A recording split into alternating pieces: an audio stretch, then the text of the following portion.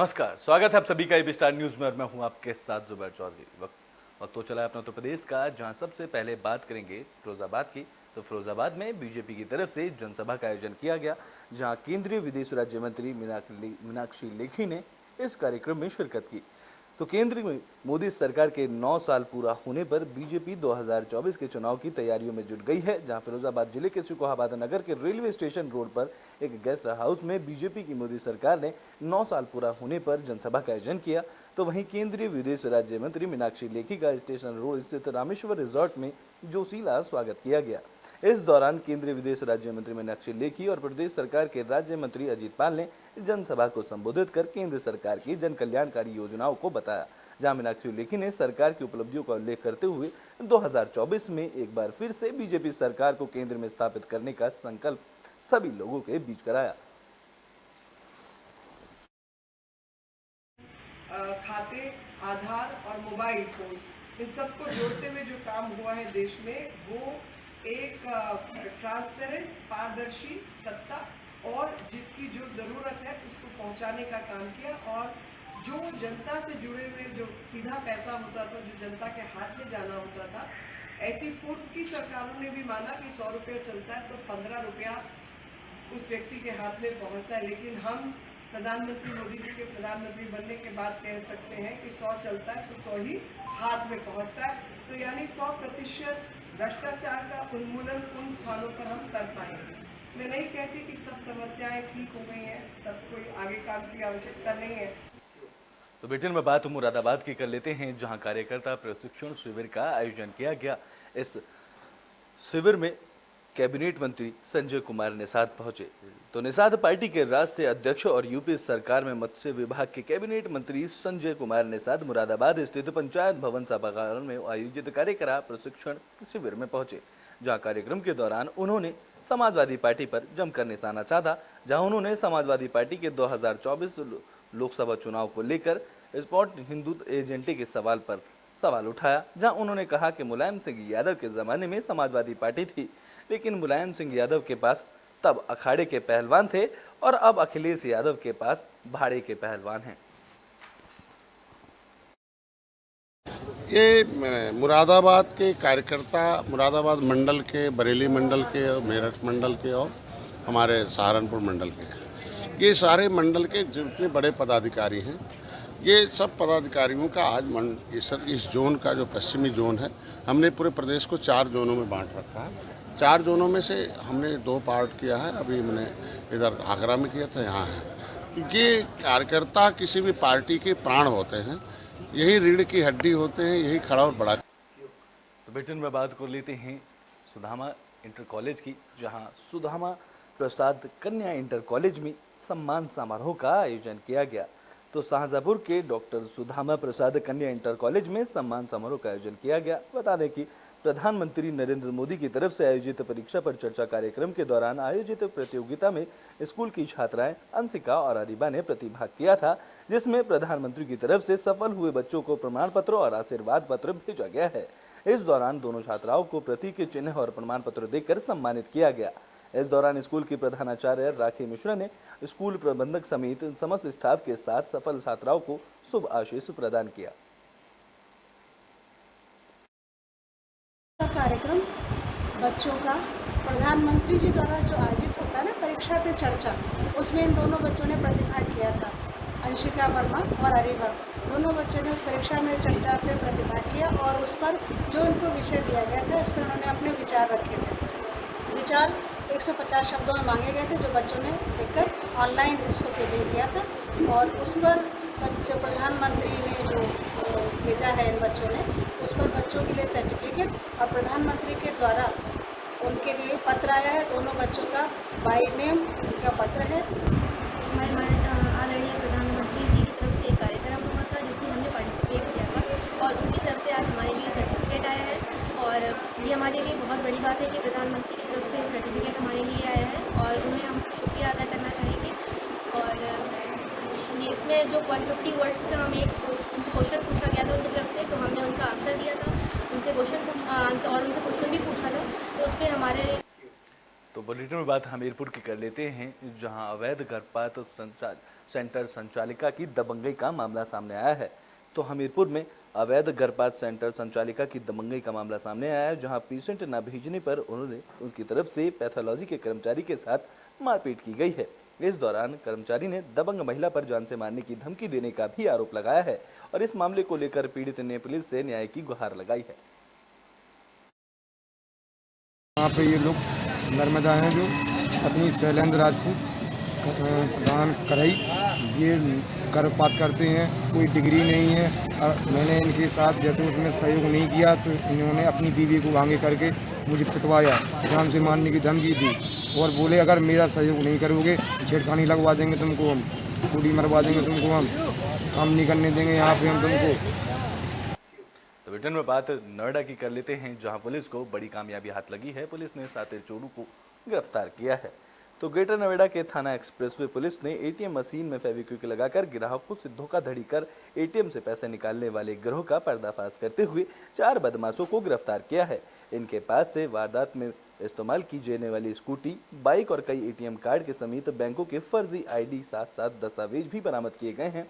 जहां पकड़े गए आरोपियों ने धोखाधड़ी से पैसे निकालने की सैकड़ों वारदातों को अंजाम देने का स्वीकार किया है।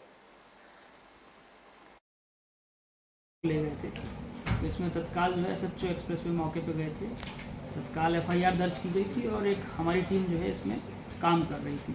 क्योंकि हमें इस तरह की सूचना आ रही थी, कुछ लोग जो है ATM के पास संदिग्ध अवस्था में जो है वो घूमते हैं और इस तरह की घटनाएं करते हैं। पूर्व में जो है वो थाना 24 और 49 में भी इस तरह की घटनाएं हुई थी। उसी में टेक्निकल डाटा और टेक्निकल एनालिसिस के बेसिस पे 4 लोगों को अरेस्ट किया गया है। इसमें जो प्रशांत नाम का लड़का है, ये इनका जो है वो लीडर है। इनका मॉडस ऑपरेंडी ये रहता था कि ये बैंक में जा कर के और ATM जो होता है, उस ATM के जो कार्ड रीडर है उसमें एक फेविक्विक टाइप का मटेरियल। तो ब्रिटेन में बात बागपत की कर लेते हैं, जहां मामूली विवाद को लेकर एक युवक की चाकू गोद कर हत्या कर दी गई है। तो बागपत शहर कोतवाली क्षेत्र में युवक की चाकू से गोद कर हत्या की वारदात सामने आई है, जहां परिजनों ने पुरानी रंजिश के चलते 4 लोगों पर हत्या करने का आरोप भी लगाया है। इस दौरान मौके पर पहुंची पुलिस ने मृतक के शव को कब्जे में लेकर पोस्टमार्टम के लिए भेजा, जहाँ पुलिस इस पूरे मामले की जाँच पड़ताल में जुट गई। दरअसल मृतक का नाम शहजाद बताया जा रहा है, जिसकी उम्र केवल 18 साल की है। जहां परिजनों ने बताया है कि शाम को उसको कुछ लोग घर के पार बुलाकर ले गए थे, जिसके बाद उसका शव रास्ते में पड़ा मिला। जहां परिजनों ने जुबैर पक्ष के 4 लोगों पर पुरानी रंजिश के कारण हत्या करने का आरोप लगाया है। तो वहीं इस घटना में परिजनों में कोहराम मचा हुआ है। मेरा भाई शहजाद सुबह के टाइम काम करने जा रहा था। आते वक्त 3 लड़के, उनके पिता ने उनकी हत्या कर दी चाकू मारकर। 3 दिन पहले चेतावनी थी कि तेरे लड़के को गोली मारकर हत्या करेंगे। उसको चाकू मारेंगे, हाथ काट रखे थे और उंगली भी काट रखी थी, पेट में घुसाया, छोड़ा और कमर में। किसने मारा उसे?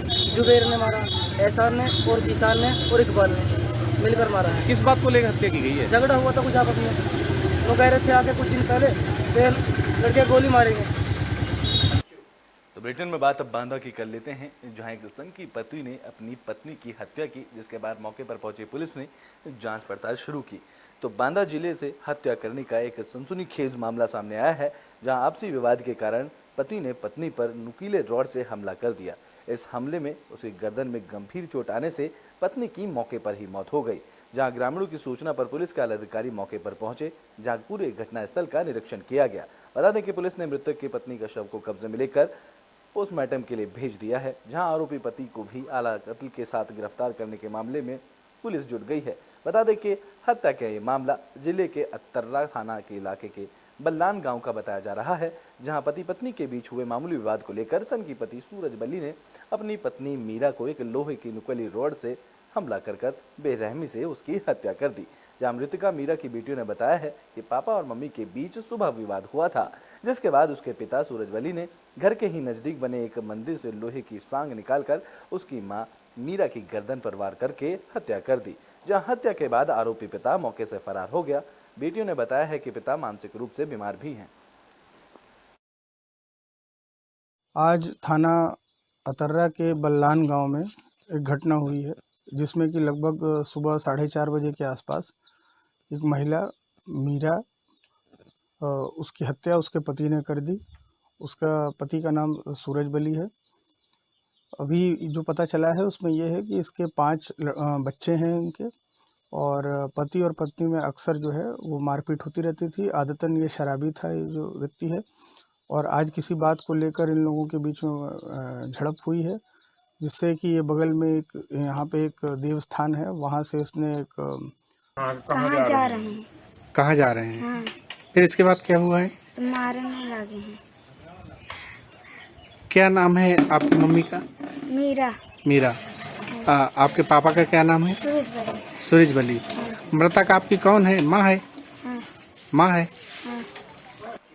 तो बांदा में भीषण सड़क हादसे की खबर सामने आई है, जहां एक ट्रक और टेम्पो में भिड़ंत होने से एक युवक की मौत हो गई। बांदा में अतरा कस्बे के केरापति गोरा बाबा मंदिर के मुख्य द्वार के पास ट्रक और टेम्पो की जोरदार भिड़ंत हो गई। इस हादसे में टेम्पो में सवार 6 यात्रियों में से एक युवक की मौके पर ही मौत हो गई, तो वहीं 5 लोग घायल बताए जा रहे हैं, जिन्हें उपचार के लिए जिला अस्पताल में भर्ती कराया गया। कितने घायल कितने? आज सुबह लगभग 5 बजे के आसपास हमारे अस्पताल में 4 से 5 के करीब पेशेंट आए थे, जो एक बता रहे थे कि ट्रक वाले ने उनको पीछे से, वो ऑटो में बैठे हुए थे, उनको ठोक दिया था। तो उसमें से तो एक पेशेंट रोशन नाम का था, जो कलगरी का था, वो तो ऑन स्पॉट डेथ हो गया था, ब्रॉड डेथ था, उसका एग्जामिन किया गया था। बाकी 4 पेशेंट थोड़ा बहुत चोट उठ लगी थी, तो उनका प्राइमरी ट्रीटमेंट कर दिया गया, उनको दवाइयों में दे दी गई। बुलेटिन में बात हो रहा है कि कर लेते हैं, जहां एक 9वीं क्लास की छात्रा ने आत्महत्या कर ली है। तो एरा के अलछदात में दिल्ली हावड़ा रेल मार्ग पर एक छात्रा ने ट्रेन के सामने कूदकर अपनी जान दे दी। घटना से परिजनों में कोहराम मच गया है, जहां सूचना पर मौके पर पहुंची अलछदा पुलिस थाने ने शव को कब्जे में लेकर पोस्टमार्टम के लिए भेजा। इस दौरान मृतक छात्रा के भाई इमरान ने बताया है कि रात में खाना खाकर परिवार के लोग सो गए थे, जहाँ सुबह के वक्त छात्रा घर से निकली थी।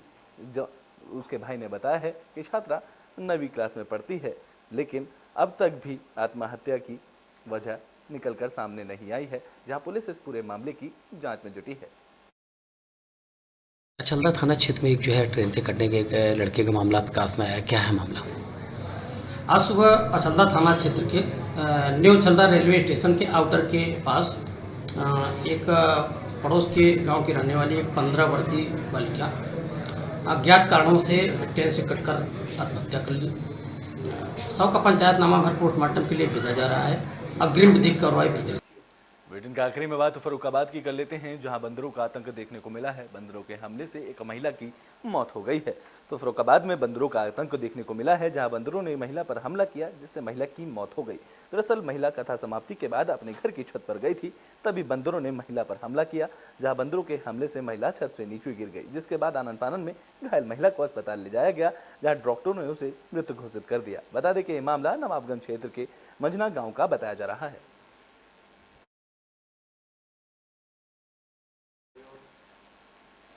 तो यूपी के बुलेटिन अपना उत्तर प्रदेश में भी के लिए बस इतना ही। देश और दुनिया की तमाम खबरों के लिए देखते रहें एबी स्टार न्यूज़।